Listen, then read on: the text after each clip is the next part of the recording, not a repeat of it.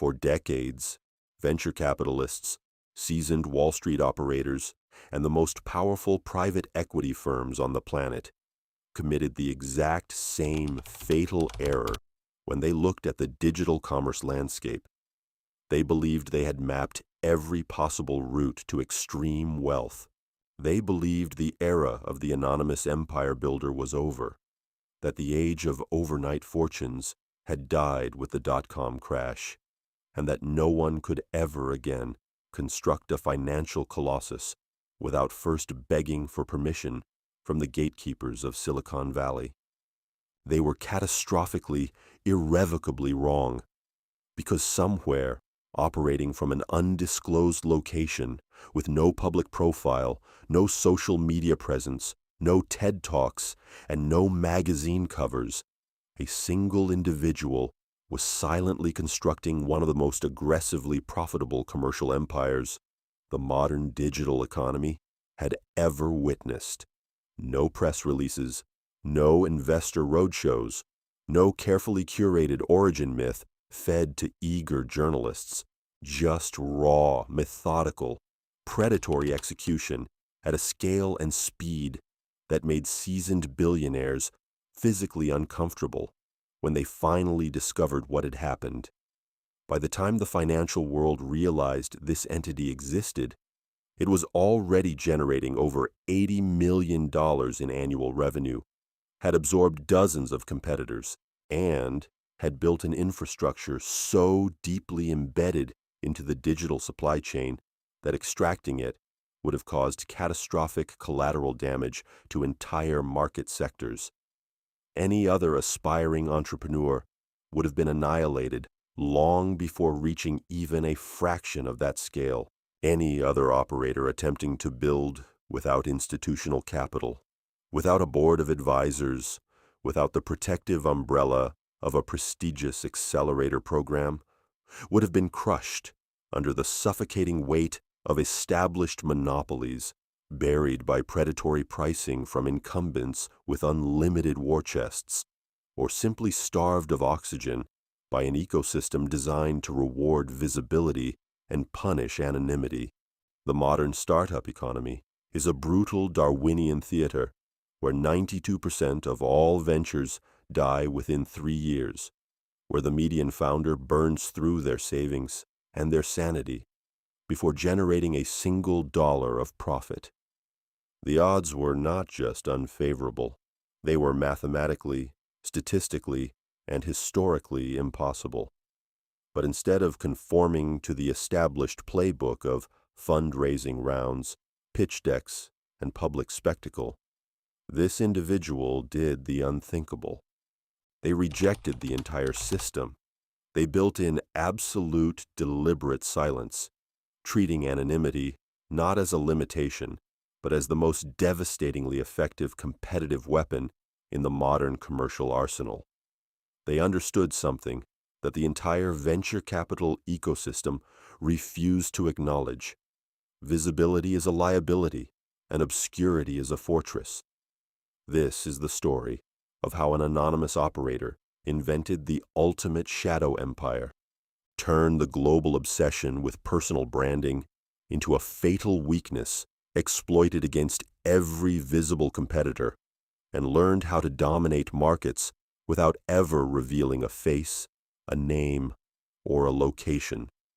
To understand the sheer, terrifying depth of this operation, we must examine the landscape from which it emerged.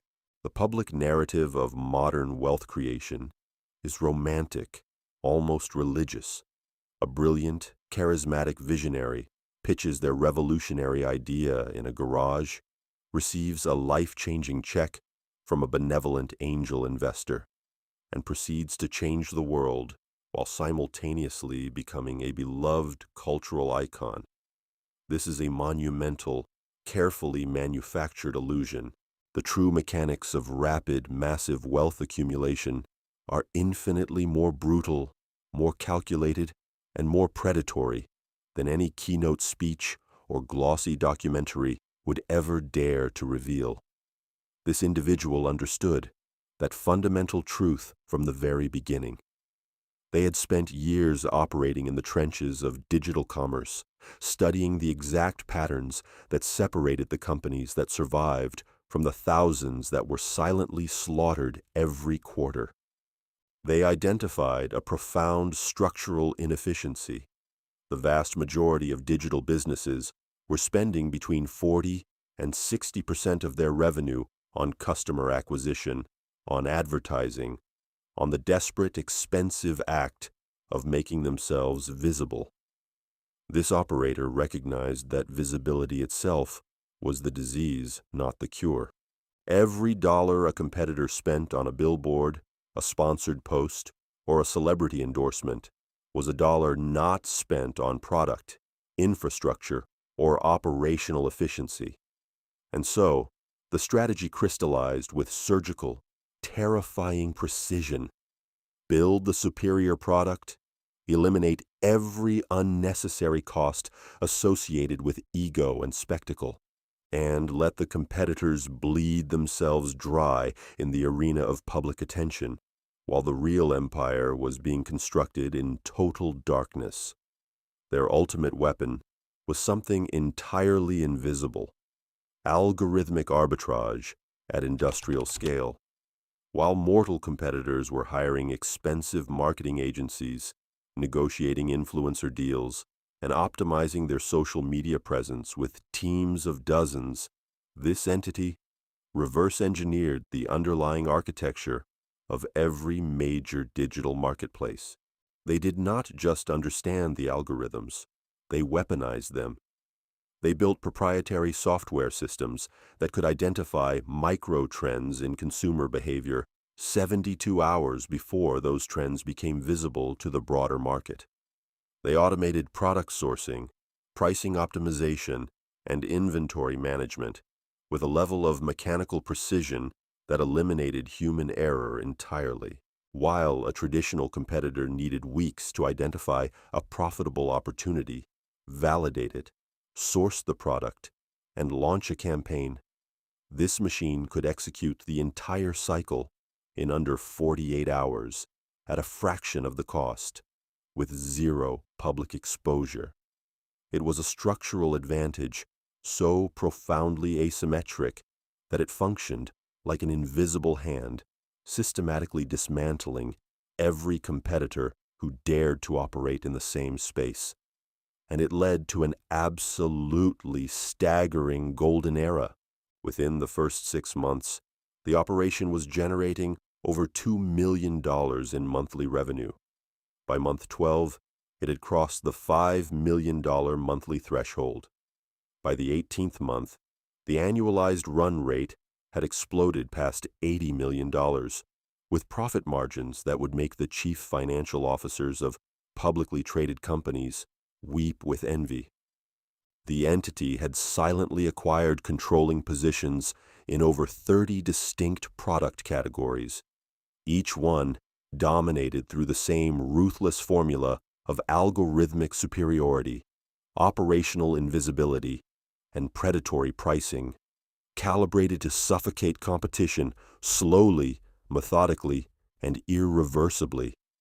There were no celebrations, no champagne, no triumphant announcements, just the cold, mechanical sound of capital compounding in absolute silence. But the higher the invisible ascent, the more dangerous the inevitable exposure. And exposure came not from a brilliant detective or a jealous competitor, but from the sheer, undeniable gravity of the numbers themselves. When an anonymous entity begins extracting tens of millions of dollars from digital marketplaces, the platforms themselves take notice. Automated fraud detection systems flagged the anomalous growth patterns. Competitor intelligence firms, hired by desperate incumbents who could not understand why their market share was evaporating, began tracing the digital footprint back to a labyrinth of shell companies, offshore accounts, and proxy servers that led nowhere. Marketplace compliance teams launched formal investigations. Entire product categories were temporarily suspended, while auditors attempted to determine Whether this entity was a single operator, a state-sponsored commercial operation, or something entirely unprecedented.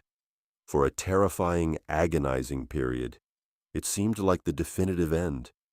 Multiple revenue streams were frozen simultaneously. Legal threats materialized from 3 different jurisdictions. The fortress of anonymity that had provided absolute protection was now being systematically dismantled, brick by brick, by investigators with unlimited budgets and institutional authority. Yet, here lies the grand corporate plot twist. The entity had anticipated this exact scenario from the very first day of operations. Every shell company had been structured with meticulous legal precision.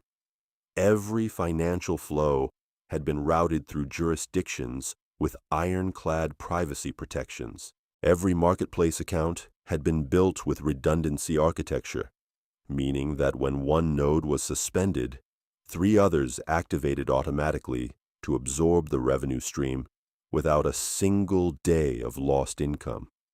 But the true masterstroke was far more elegant and far more ruthless. While investigators were focused on dismantling the visible infrastructure, the operator had already pivoted entirely. They had taken the tens of millions in accumulated profit and deployed them into acquiring the very businesses that had been filing complaints against them. They bought distressed competitors at pennies on the dollar, absorbed their customer bases, their supplier relationships, and their marketplace credibility, and then rebuilt the entire operation under dozens of entirely new, legitimate, untraceable brand identities. They literally digested the panic of their own persecution, transforming existential threat into the most aggressive expansion phase the operation had ever executed. Fast forward to the current era, and the landscape has shifted once again. Artificial intelligence has democratized the very algorithmic advantages that once provided absolute supremacy. Marketplace platforms have implemented increasingly sophisticated seller verification systems designed specifically to prevent the kind of anonymous scaling that built this empire.